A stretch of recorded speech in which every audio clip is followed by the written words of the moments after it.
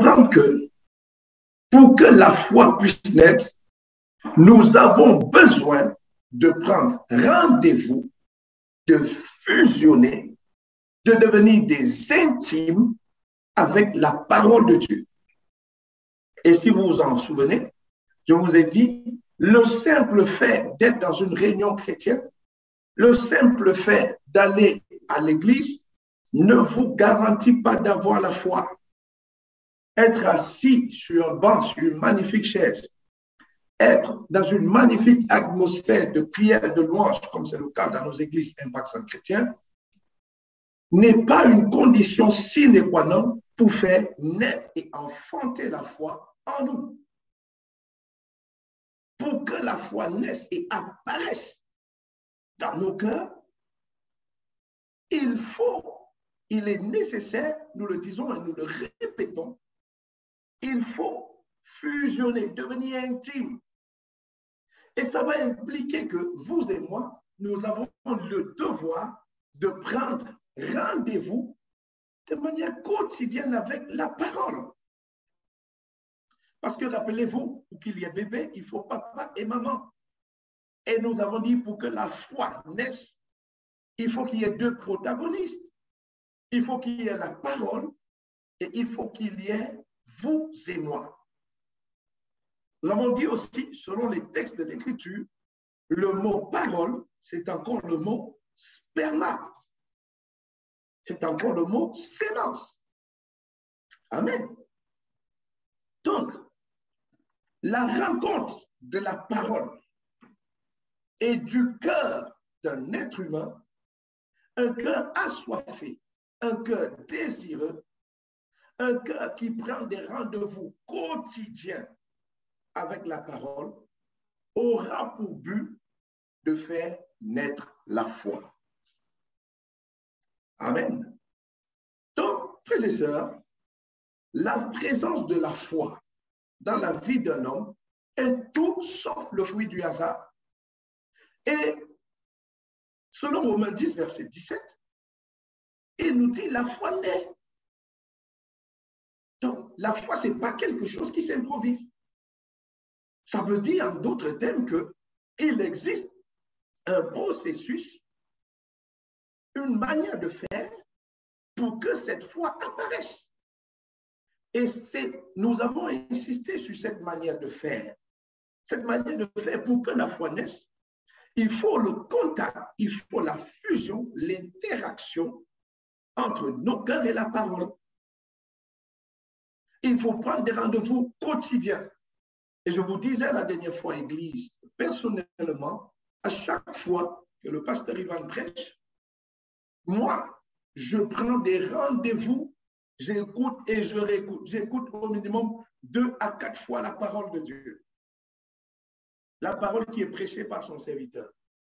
Parce que je désire, parce que j'ai un vif désir, c'est de manifester la parole que Dieu envoie dans la bergerie Impact Centre Chrétien. Vous savez comme moi que tu deviens ce que tu entends. C'est une vérité, les amis. Nous devenons ce que nous entendons. Ça veut dire que, à force d'entendre, de réécouter, d'entendre et de réécouter la parole de Dieu, je deviendrai par la grâce de Dieu la parole de Dieu. Et je vois quelqu'un devenir par la grâce de Dieu la parole de Dieu. Je te vois devenir par la grâce de Dieu la parole de Dieu. Mais l'exercice qu'il faut donc faire, le travail qu'il faut accomplir, c'est de prendre des rendez-vous, d'écouter et réécouter. Écouter, réécouter. Ne pas accepter qu'il y ait des zones d'ombre. Ne pas accepter qu'il y ait des interférences. Ne pas accepter qu'il y ait des éléments de corruption qui puissent m'empêcher de devenir ce que j'entends. Bien, mais alors que vous et moi allons prendre la bonne attitude et la bonne habitude d'écouter et de réécouter, nous sommes en train de faire naître, de faire apparaître la foi, que ce soit ton partage au nom de Jésus-Christ. Voilà en quelques substances que nous avons dit la dernière fois. Et frères et sœurs, le thème sur les armes de Dieu est principalement sur celui de la foi chrétienne est vaste. Mais dans une chose importante à te dire, la Bible nous dit que sans la foi, il est impossible de lui être agréable. Parlant d'être agréable à Dieu. Le livre d'Hébreux, le chapitre 10, à partir du verset 38, nous dit, sans la foi, il est impossible d'être agréable à Dieu. Mais qu'est-ce que ça signifie? Ça signifie que sur la terre des vivants, on ne peut pas et il n'est pas possible d'esquiver la foi. Je répète, sur la terre des vivants, alors qu'on est enfant de Dieu, on ne peut pas et il est impossible d'esquiver la foi. Un chrétien, un enfant de Dieu, un disciple de Jésus-Christ, c'est le bon mot, parce que tu l'as bien entendu, bien aimé, tu peux être croyant, mais c'est toujours mieux d'être disciple. Tu peux être croyant, mais c'est toujours mieux d'être disciple. Donc, quand on est disciple de Jésus-Christ, quand on est enfant de Dieu, la foi fait partie des éléments indispensables et essentiels qui accompagnent la vie de l'homme sur la terre. Je répète, la foi fait partie des éléments indispensables et essentiels qui accompagnent la vie de l'homme sur la terre. Mais pourquoi? Simplement parce qu'il est écrit, sans la foi, nous ne pouvons pas être agréables. Et quelque part, la Bible dit, mon juste vivra par la foi. Je voudrais davantage insister sur ce point, famille Impact Chrétien. On ne peut pas esquiver la foi. On ne peut pas faire sans la foi. Et dans le livre de Matthieu, à partir du chapitre 24, quand la Bible présente les événements qui vont précéder la fin du temps et le retour du Seigneur Jésus, Jésus va poser une question. Il va dire, lorsque le Fils de l'homme reviendra, trouvera-t-il encore la foi sur la terre? Vous voyez bien aimé. Tous ces éléments nous prouvent que la foi est quelque chose d'important au cœur de Dieu. Et comme nous identifions, la Bible nous dit que nous avons été faits à l'image de Dieu et selon sa ressemblance, parce que la foi est importante pour Dieu, alors la foi est quelque chose d'important pour vous et moi. J'aimerais que tu te répètes cela. La foi est quelque chose d'important pour ma vie. Amen. Si nous comprenons cette réalité et bien plus cette vérité, nous allons aisément être à l'aise avec les épreuves. Bien aimé, si tout devient évident, si tout devient normal, si tout dans ta vie devient évident, on ne saurait plus parler de la foi. Selon ce qu'il est écrit, la foi est une ferme assurance des choses que l'on espère, une démonstration de celles qu'on ne voit pas. Rappelez-vous, je vous ai pris des exemples de différentes routes pour vous montrer comment les routes représentaient une difficulté pour les automobilistes. Et je vous avais dit comment les constructeurs d'automobiles travaillent au quotidien pour proposer des véhicules qui apportent une solution, qui apportent une satisfaction à l'ensemble des automobilistes. Et nous avions fait un parallèle avec la foi chrétienne, les amis.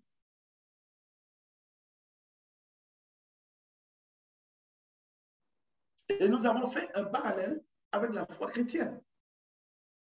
Nous avons vu que la foi est ce qui nous permet d'affronter les épreuves. Et je vous avais aussi dit dans les précédents enseignements ou prédications, que tu le veuilles ou pas, tu feras face à des épreuves. Nous ferons face à des épreuves. Les épreuves dans la vie sont quelque chose d'inévitable. D'inévitable. Et le moyen le plus efficace pour aborder les épreuves n'est autre que la foi. N'est autre que la foi. Et nous avons vu différents cas de figure dans la parole. Nous avons vu le cas d'Abraham, qui faisait face à la stérilité. Nous avons vu le cas du peuple d'Israël, qui faisait face à l'esclavage. Nous avons vu le cas de David, qui faisait face au rejet, à la méchanceté du roi Saul. Nous avons vu le cas de Joseph, jeté dans le puits. Tous ont eu à affronter des épreuves. Notre Seigneur, le Seigneur Jésus, a affronté des épreuves. La croix, les apôtres, Pierre, Paul et autres ont affronté des épreuves. Mon frère, ma soeur, sans la foi, tu ne peux pas être agréable à Dieu. Sans la foi, en tant qu'enfant de Dieu, en tant que disciple de Jésus, il est quasiment impossible de surmonter certaines épreuves. Arrêtons d'être naïfs. Nous aurons et nous ferons face à des épreuves tous les jours. Pour X, c'est un problème d'enfantement. Pour Y, c'est un problème de document. Pour tel, c'est un problème de maladie, etc. Comment on fait donc pour pouvoir vivre sur la terre des vivants et en même temps faire face aux épreuves? Dieu a prévu un élément qui s'appelle la foi. La foi en lui, la foi en ce que dit sa parole. Parce que chaque épreuve, c'est une voix qui te parle. Chaque épreuve que tu affrontes te permettra d'écouter des voix qui vont te dire tu n'es rien, tu ne peux pas, tu es moins que rien, tu n'as aucune valeur, tu ne peux pas percer, tu ne peux pas réussir, tu ne peux pas avoir d'enfants, tu ne peux pas travailler. Ça, ce sont des voix qui sortent des épreuves. Parfois même des proches viennent nous parler quand nous sommes dans l'épreuve. Rappelle-toi d'Abraham, sa propre femme Sarah a été convaincue, c'est une voix qui a parlé à Sarah et de lui demander de conduire Abraham vers Agar. Il y a des voix qui parlent pendant que nous sommes dans l'épreuve. Mais frères et sœurs, j'ai envie de nous dire qu'il y a aussi la voix de la foi. Et la voix de la foi n'est autre que la parole de Dieu. Voilà pourquoi, toujours le livre de Romains nous dit, la foi vient de ce que l'on entend. Qu'est-ce que tu entends? Est-ce que tu entends et tu laisses prospérer la voie des épreuves? Ou alors, ou je dirais autrement, est-ce que durant une épreuve, durant une difficulté, durant un combat, durant des événements non évidents de ta vie, et dans ces événements, il y a des voix qui parlent. Il y a des personnes qui sont en recherche d'emploi depuis des années. On a fait des multitudes de CV et on a essuyé échec sur échec. Et là, la voix de l'échec commence à parler. Elle parle. La question que j'aimerais que tu te poses, quelle voix ton cœur entend-il?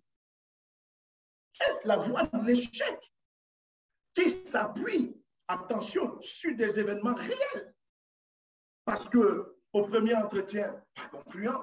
Deuxième entretien, pas concluant. Troisième entretien, pas concluant. À un moment donné, cette succession d'échecs renforce l'autorité et le pouvoir de la voix de l'échec, qui commence à parler au cœur et qui dit au cœur, tu vois, tu n'y arriveras pas. Tes ancêtres n'y sont pas arrivés. Tes prédécesseurs n'y sont pas arrivés. Qui es-tu pour pouvoir arriver? Mais bien aimé, quelle est la crédibilité que tu portes à cette voix? Parce qu'au milieu des épreuves, la voix parle. Pierre désire de marcher sur l'eau. Et il commence à marcher sur l'eau. Mais au milieu, la voix du vent, la voix de la tempête, la voix de la peur a commencé à résonner. Et cette voix a réussi à pénétrer le cœur de Pierre. Qu'est-ce qui s'est passé? Il s'est enfoncé. Quelle voix entends-tu au milieu des épreuves? Et bien aimé, je le dirai sans cesse, que tu le veuilles ou pas, de même que le soleil se pointe tous les jours, de même les épreuves se pointeront tous les jours. Quelle voix entends-tu? Et tu vois, Romain nous dit, la foi naît du message que l'on entend. La dernière fois, nous nous sommes concentrés sur le mot naissance. Nous avons compris qu'il faut prendre rendez-vous avec la parole, l'écouter et la réécouter jusqu'à ce qu'elle pénètre en nous. Aujourd'hui, je voudrais t'amener à regarder le mot entendre. Et la suite du verset nous dit, et ce message vient par la parole de Christ.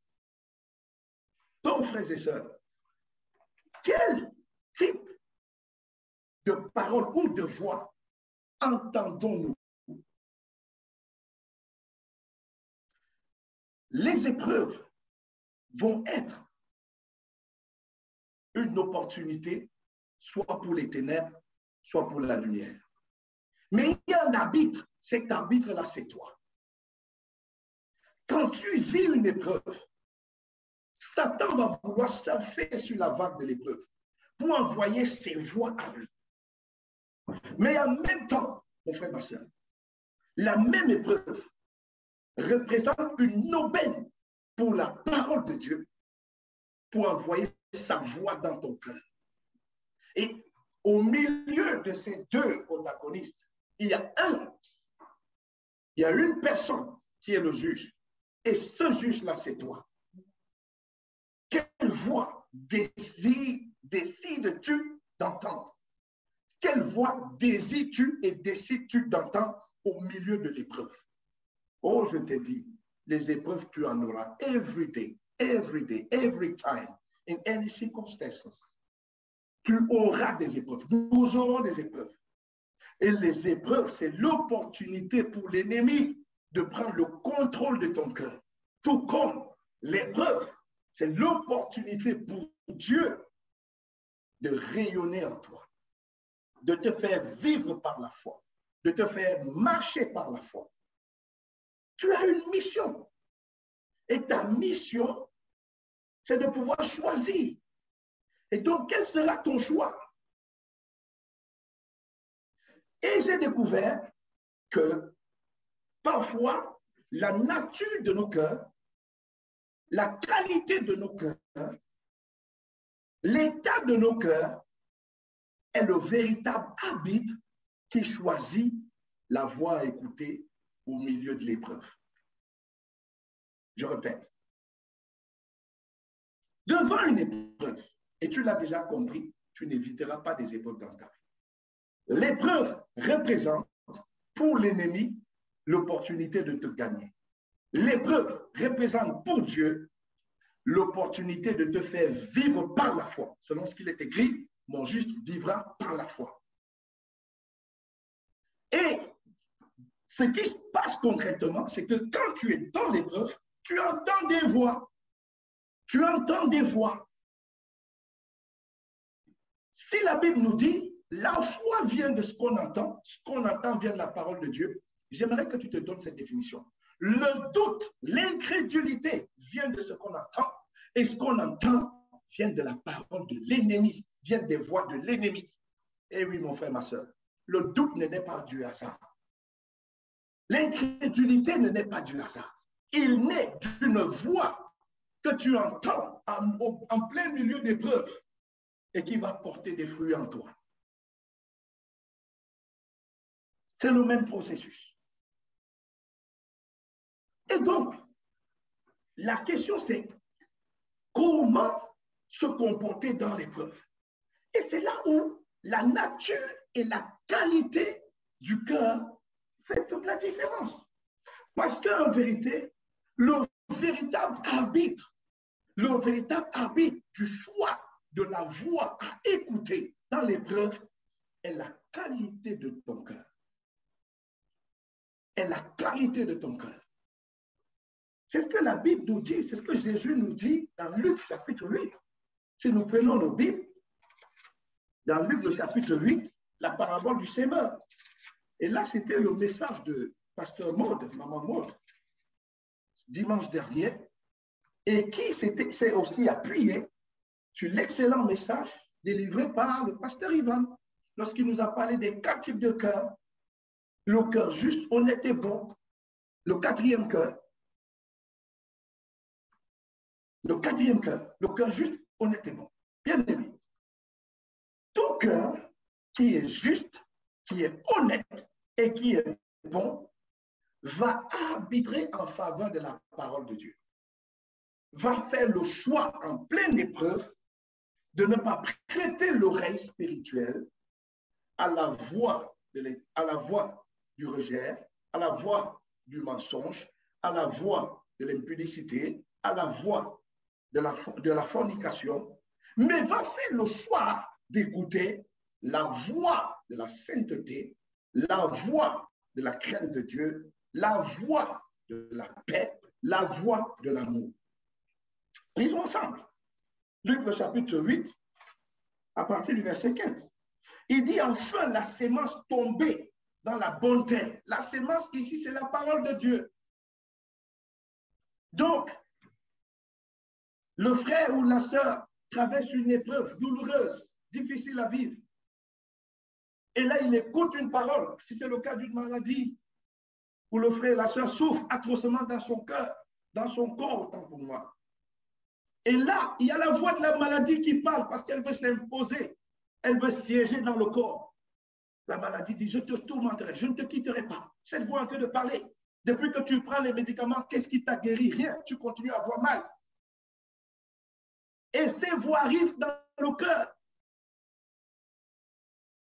Et dans la même épreuve, il y a la parole de Dieu qui va parler. Le psaume 103 va résonner. Je te guérirai de toute maladie. Je t'arrache de la tombe. Ésaïe, à partir du chapitre 53, va parler. Par ces meurtrissures, nous avons été guéris. Mais la qualité du cœur, alors que le cœur est honnête, juste et bon, ce type de cœur ne va pas laisser prospérer la voie de la maladie, la voie des ténèbres. Non, c'est impossible. Pourquoi? Parce que c'est Jésus qui dit, la sémence tombée dans la bonne terre, ce sont ceux qui, ayant écouté la parole, la retiennent dans un cœur honnête. Jésus dit que lorsque ce cœur-là est honnête, bon, juste, il retient automatiquement la parole. Donc, bien aimé, dans les épreuves, tu entendras des voix. La question qu'il faut te poser, c'est quelle est la qualité de ton cœur? Quelle est la qualité de ton cœur? Voilà pourquoi je veux te réinviter à écouter le message que Pasteur Maud du dimanche dernier. Entendre Dieu exige de toi que tu aies un cœur pur. Si tu veux la foi, et je te dis, la foi est quelque chose d'indispensable. Le Seigneur dit, mon juste vivra par la foi. Ça veut dire tout au long de la vie terrestre, nous ne pouvons pas faire sans la foi. Et Jésus, à partir du chapitre, Matthieu chapitre 24, à mon temps, dit, quand il reviendra, trouvera-t-il la foi sur la terre? Nous ne pouvons pas faire sans la foi. La foi n'est pas optionnelle, elle n'est pas facultative. Et j'ai découvert qu'il y a un lien étroit entre les épreuves et la foi. Parce que si tout est tranquille, alors il n'y a plus question de foi. Mais sur cette terre des vivants, où nous l'avons dit la dernière fois, le monde entier sous la puissance du malin, tout n'est pas un fleuve tranquille. Il y a des embûches, il y a des oppositions, il y a des méchancetés, il y a des hommes de ténèbres, il y a des flèches qui sont tirées, il y a des blocages, il y a des gens qui nous veulent du mal, il y a des gens qui veulent nous égorger, détruire et tuer. Comment vivre sur cette terre des vivants? Nous avons besoin de la foi. Les épreuves sont là pour favoriser l'expression de la foi. Et si le Seigneur nous dit, mon Dieu vivra par la foi, ça veut dire que sans cesse, mon cœur et ton cœur doivent être un générateur de la foi. Je dois pouvoir être un générateur continuel de la foi. Et il y a donc deux éléments. Pour devenir un générateur continuel, de même que le courant électrique est continuellement produit. De même, je dois mettre en place les activités, les éléments qui me permettent de continuellement produire la foi. Et pour cela, deux mots-clés. La foi naît de ce qu'on entend. Nous avons vu pour qu'il y ait naissance, il faut que tu fusionnes. Tu écoutes, tu réécoutes, tu écoutes, tu réécoutes. Et il faut aussi la qualité du cœur. Parce que la qualité du cœur, le cœur honnête, pur, bon, c'est ce cœur-là qui va arbitrer en plein milieu d'épreuves, parce qu'il y a plusieurs voix qui vont se faire entendre. Et j'ai regardé pour toi, le mot entendre vient du mot grec akwo. Akwo qui signifie bien assimilé. Bien assimilé. Donc, un cœur honnête, un cœur pur, un cœur bon, va bien assimiler la parole de Dieu.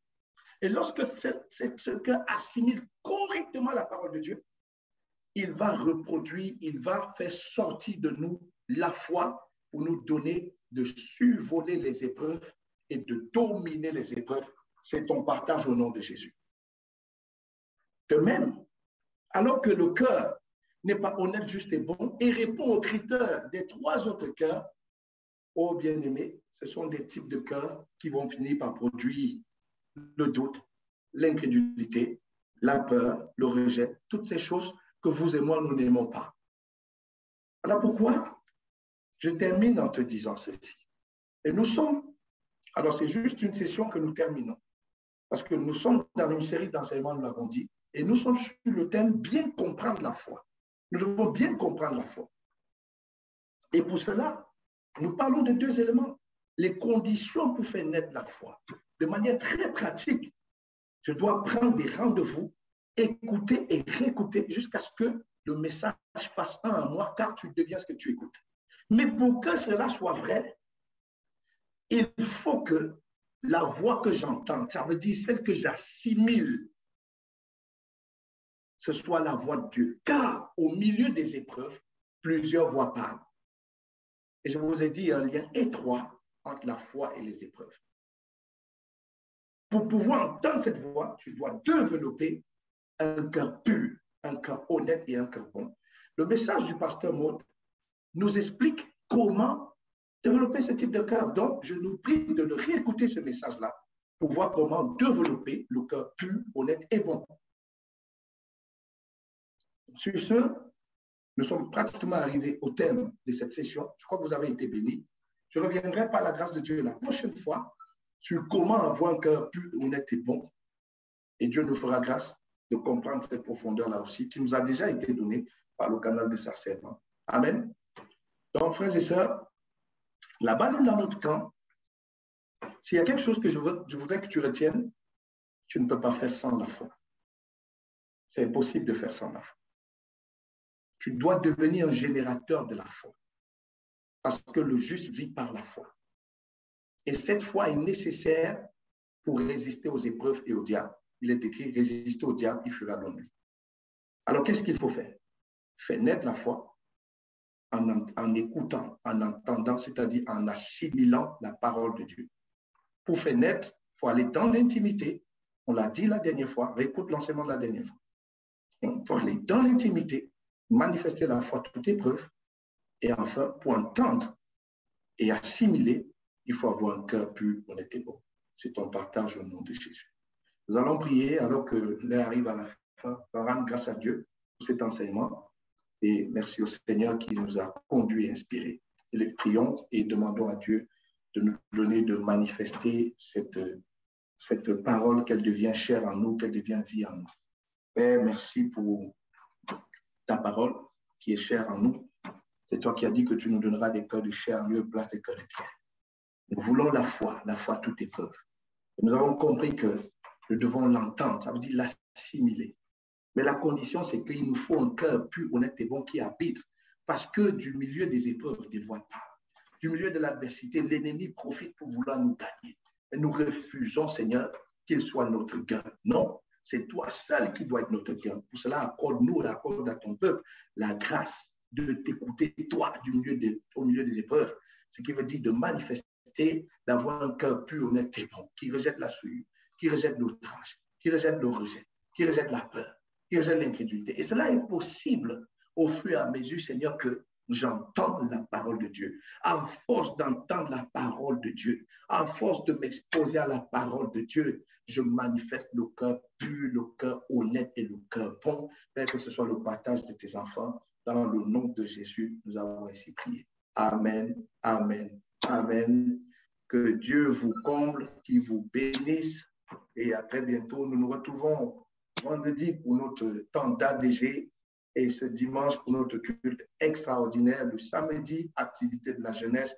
Si vous êtes en Bourgogne-Franche-Comté, l'adresse est 9 rue du Champ aux Prêtres. Venez voir ce que le Seigneur fait là-bas. C'est juste extraordinaire. Que Dieu vous bénisse. Amen, amen, amen.